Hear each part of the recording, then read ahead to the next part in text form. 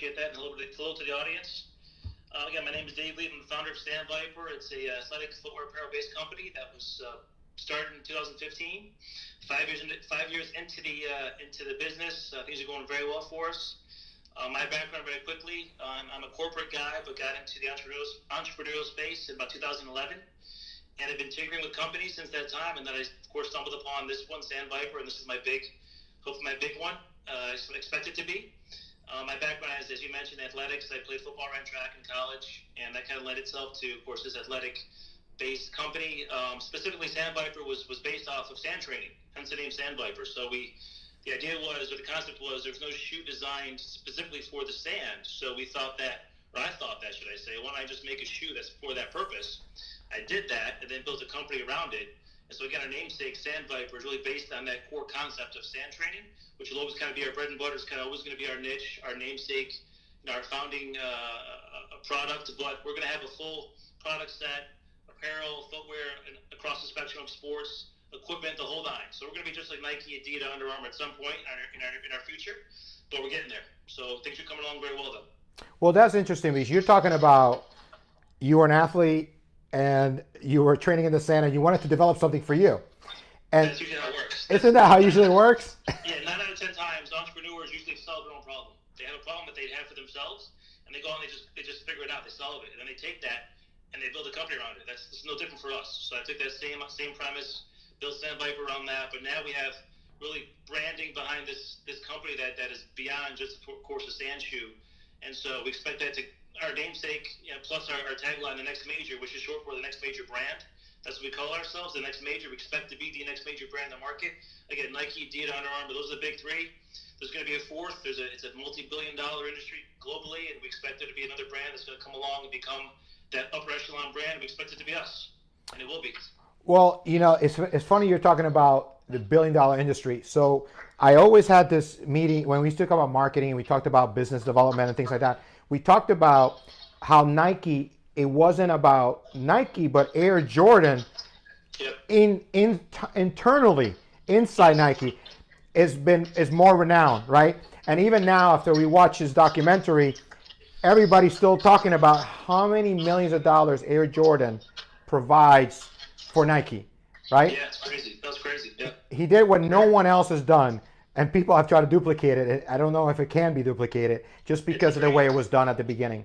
Yeah, it's a very unique thing. I mean, look, Nike, Phil Knight has a book called Shoe Dogs. Everyone wants to read. It's called Shoe Dogs. Really good book. It's kind of his biography. It kind of takes you through his beginnings in the 60s to when they really kind of ascended to the next level in the 80s. But it wasn't until Jordan came along that they really crossed that upper echelon threshold. They were like coming along well, but once they brought in Jordan and the Air Jordan thing, that campaign just put them on a whole nother level, and they haven't looked back. But yeah, so we expect something like that to happen to us as well. We'll have kind of a watershed moment where we'll just kind of like a hockey stick, just take off from that one campaign and just kickstart us into the next stratosphere of success. So we expect that to happen to us too at some point. Well, and I also like what you said about being in the niche market, because Nike was a running brand. It was about running. Yeah, exactly. And I always thought the best running shoe was like it wasn't Nike. It was another running shoe that I used to the Asics or something like that I used to use. New Balance, and it was like the running shoes. So you're starting something where a lot of people don't know about personal training or training in the sand. It's the hardest way to train. It's one of the most difficult, and it's also one of the most dangerous because people run out there with bare feet, and it's dangerous because you don't know what's in the sand. So if you're an athlete, especially a high-level athlete, an NFL player, or other professional athlete, you're taking a risk running on the sand with bare feet, because if you step on anything, if you cut your foot or hurt your foot, I mean, that's your livelihood. So what I say is mix it up. You can do this because there's benefits to training without the shoe. There is. However, you want to be smart and protect yourself. So why not wear a pair of Sandvipers when you have sneakers on, right? Instead of just a regular pair of sneakers that's going to have sand in it. It's going to get all the chasing and all the nonsense. It's going to create really cumbersome experience for you. So if you wear our shoes, you don't have that cumbersome experience, and you'll be protected, and it's a smart thing to do. So that's kind of our angle with it. Yeah, and the cool thing about it is, I think that also, and you probably thought of this as well, is the fact that after the shoes really come out and people get to know it, I think more people are going to go in the sand and train, because now they're going to feel more comfortable doing that and knowing they're going to get quicker results and better results.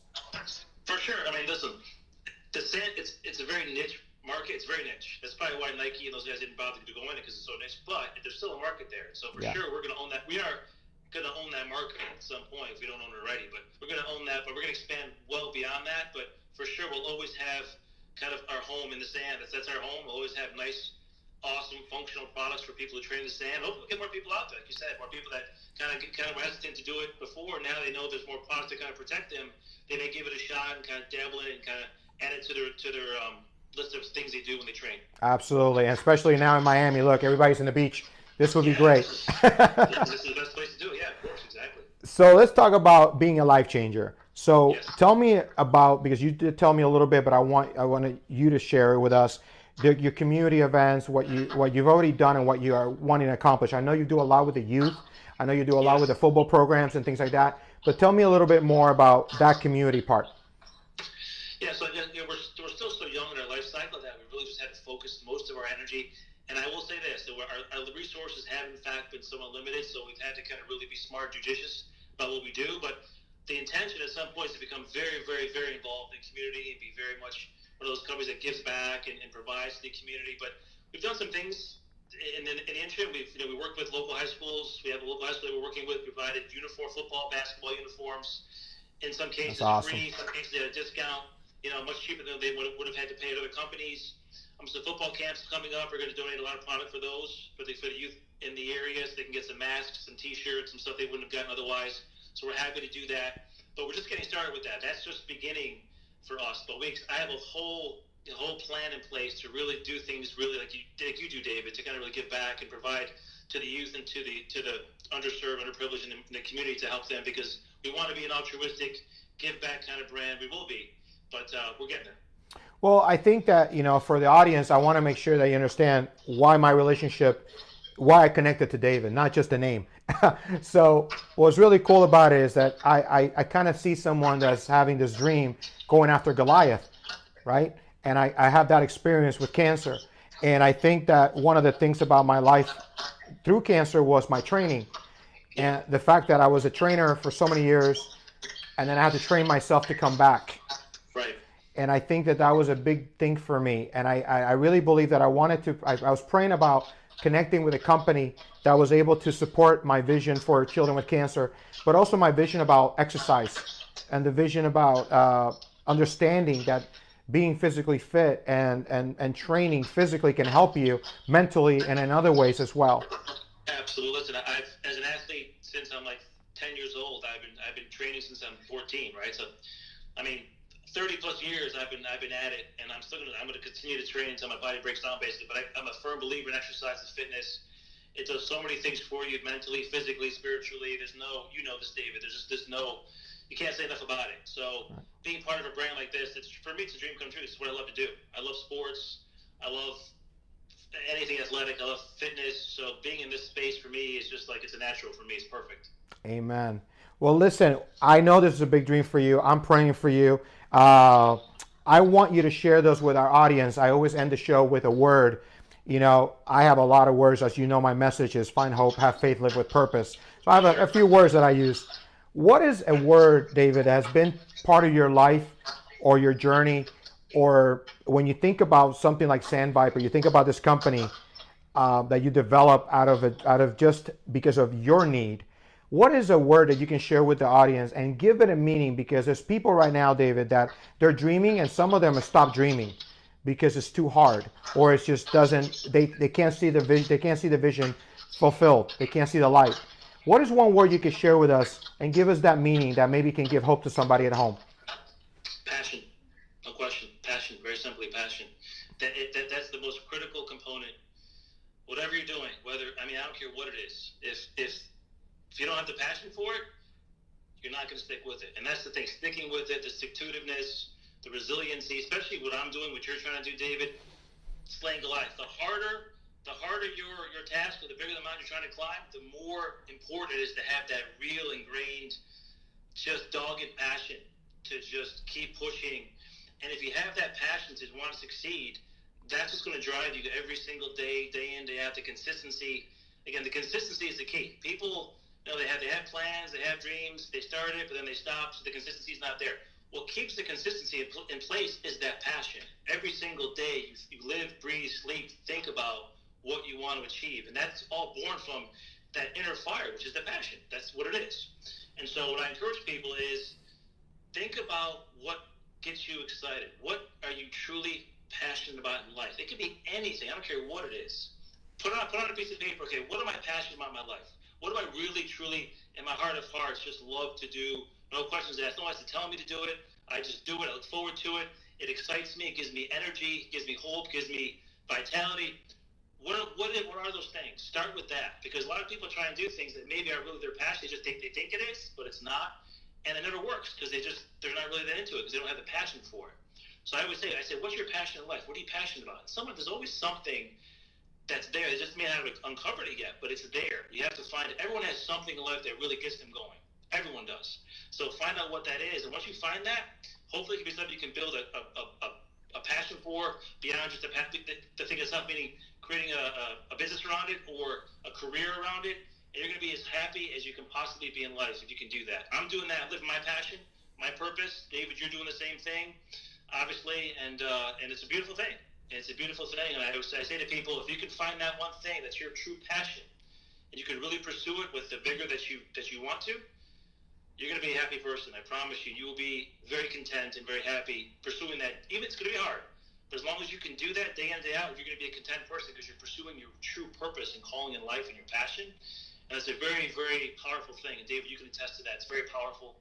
I'm doing it. You're doing it.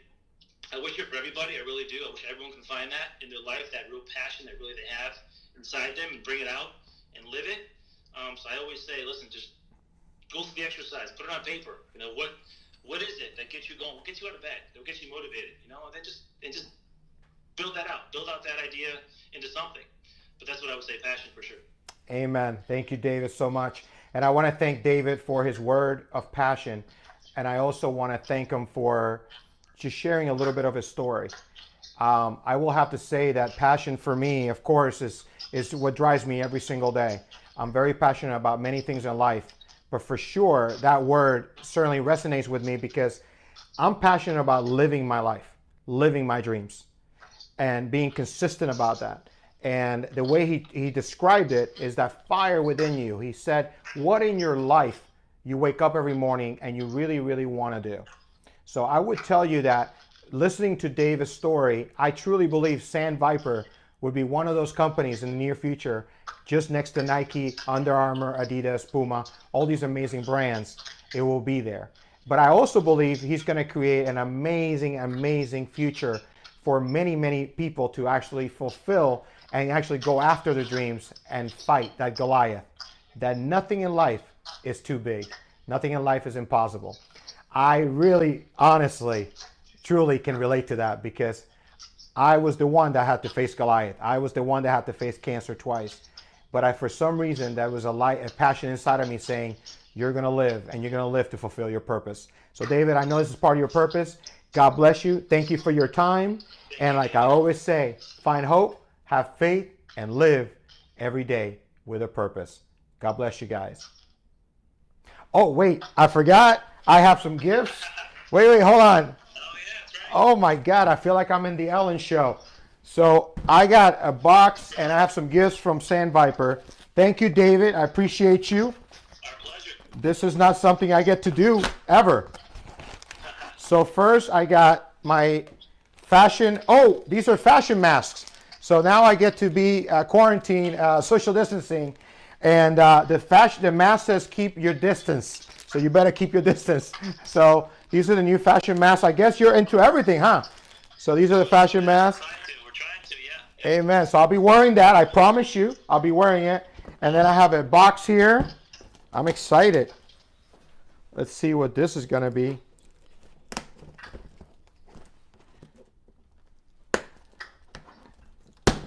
This is awesome. I like getting gifts. I don't know if you do, but I do. Wow.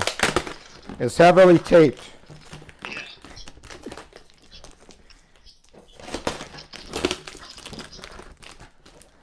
I don't think it's going to be a $10,000 check like Ellen, but whoa, here we go. So are these my shoes? Those are Whoa, look at that. I got my own Sandviper shoes. Oh, and gear. So I got some new clothing. These are pants? Pants. Joggers and a shirt. Yes, sir. Perfect. So I'm going to be putting these on in my workouts now, and I'll be taking pictures and sharing it with Dave and everybody at Sandviper. But I want to see these shoes. So this is what I love. I love quality. This is a nice box. That I might want to even keep the box. Look at it. Each shoe has its own bag. I love this. Oh, man. It's like Christmas in July. Look at this. So these are my new Sandviper shoes. I'll be wearing them in my workouts. And I'll take some big pictures. I'll share them with you guys. Again, thank you again for joining us on Life Changers for Life. Thank you, David, man. God bless you.